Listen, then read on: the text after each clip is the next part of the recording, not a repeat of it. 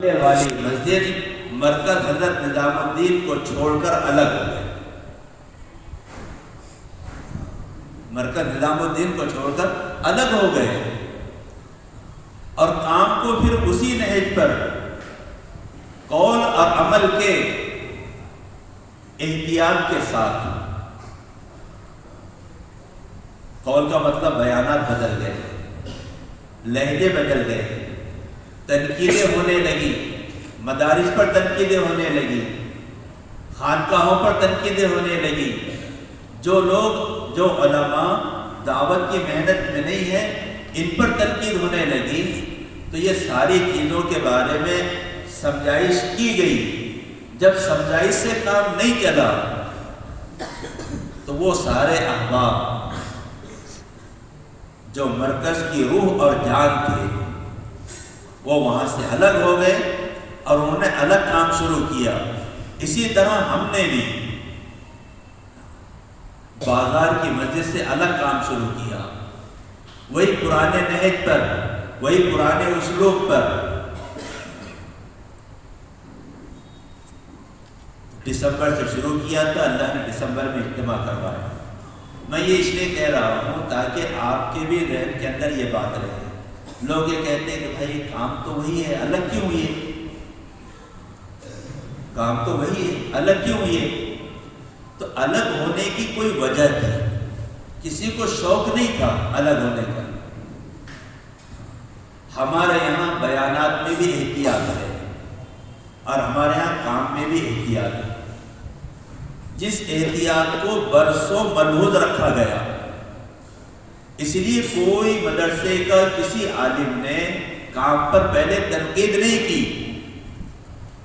لیکن جب حد سے تجاوز ہو گیا, بیانات کے الفاظ بدل گئے اور بیانات دعوت و تبلیغ سے ہٹ کر دوسری طرف جانے لگے, تو باوجود سمجھانے کے سمجھ میں نہ آئی تو پھر کیا راستہ ہے اس کا؟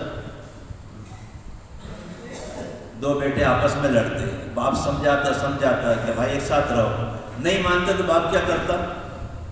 بھائی یہ حصہ تیرا لے تو الگ ہو جائے, یہ حصہ تو لے تو الگ ہو جائے. بس یہ راستہ ہے. میں کسی کو سمجھاؤں, اگر وہ نہ سمجھے تو بہتر یہ ہے کہ آدمی اپنے آپ کو سمجھا لے. فضائل رمضان میں حضرت شیخ نے لکھا نا کہ روزے کی حالت میں لڑائی جھگڑا مت کرو. دوسروں کو سمجھاؤ کہ بھائی روزہ ہے, روزے میں لڑتے نہیں. وہ نہ سمجھے تو اپنے آپ کو سمجھا لو کہ تجھ کو تو روزہ ہے, تو رک جا. تجھ کو روزہ ہے, تو رک جا. تو بزرگوں یہ چیز بھی شبہوں کو شبہات میں پڑھنے کی ضرورت نہیں ہے. الحمدللہ ہندوستان ہی نہیں پورے عالم کے بڑے بڑے علماء اور بڑے بڑے اولیاء اللہ, چاہے ان کا وقت لگا ہو کہ نہ لگا ہو, لیکن ان سب کی تعریف اس کام کے ساتھ ہے جس کام کو ہم لے کر چل رہے ہیں اور جس کام کے لیے آپ لوگوں نے محنتیں اور قربانیاں دی ہیں. یہ صاف بات ہے. ہمارے اپنے علاقے کے بھی علماء 95% علماء 95% علماء وہ اس کام کے موافقت میں ہے جس کو ہم لے کر چل رہے ہیں.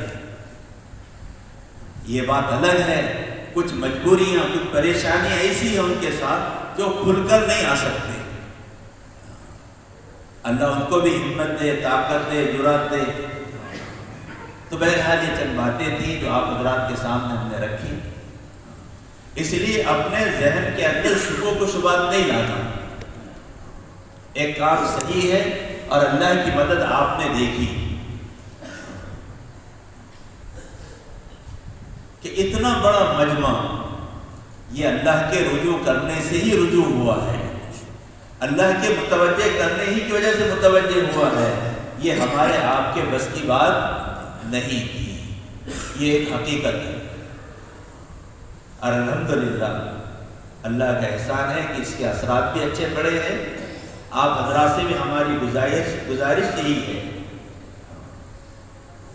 کہ آپ اس کام کی تائید کریں.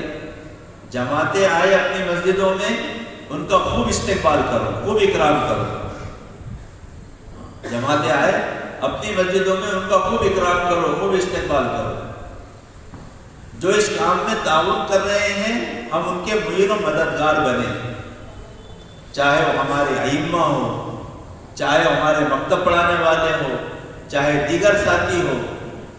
ہم ان کا تعاون کریں، ان کی مدد کریں، ان کے ہاتھ پیر بنیں، تاکہ یہ کام ہمارے پورے ضلع ہی کے اندر نہیں بلکہ پورے برار کے اندر، جس طرح مولانا الیاس صاحب، مولانا یوسف صاحب، مولانا انعام الحسن صاحب رحمۃ اللہ علیہ نے کام کو چھوڑ کر گئے تھے، کام پھر اسی نہج پر آ جائے.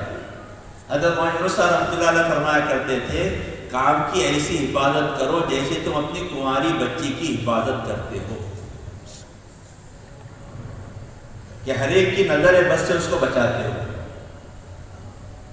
اسی طرح ہمیں اپنے کام کی حفاظت کرنا ہے، اور کام ہی کی حفاظت کے لیے ہم نے یہ قدم اٹھائے ہیں. اس کے علاوہ کوئی غرض نہیں تھی، کوئی غرض نہیں تھی، کوئی مقصد نہیں تھا کہ چلو کوئی اور مقصد ہم چاہتے ہیں، کوئی اور ہماری غرض ہوگا، نہیں. جس کام پر زندگی لگ گئی، بال بھی نہیں آئے تھے، پھر بال آئے، کالے ہوئے، سفید ہوئے. ہمارے جتنے ساتھی ہیں، میں اپنے اکیلے کی بات نہیں کر رہا ہوں، ہمارے جتنے ساتھی ہیں انہوں نے سب نے اپنی قربانیاں دی اس کام کے لیے. بزرگوں کچھ لگا ہے، کچھ لٹا ہے، اس لیے درد ہے دل کے اندر، اس لیے درد ہوتا ہے. نہیں لگتا، تیار باغیچہ مل جاتا تو آدمی کو اس کی فکر نہیں ہوتی. لیکن جب باغ کو تیار کرنے کے لیے جن کی محنتیں لگتی ہے تو اس کا کوئی ایک پھول توڑ لے تو اس کے دل کو دھکا لگتا ہے. لیکن جن کو تیار مل جائے ان کو کیا ہوگا، کیا احساس، مال مفت دل میرا. اسی لیے بزرگوں آپ حضرات سے گزارش ہے کہ آپ حضرات صحیح چیز کا ساتھ دیں، اور جو جماعتیں آئیں جماعتوں کا خوب اکرام کریں، استقبال کریں، اور بدھ کے مشورے میں شریک رہے. اور جمعرات کے دن جو اجتماع ہوتا ہے مغرب سے عشاء تک اتنا تو کم از کم وقت دے دیں.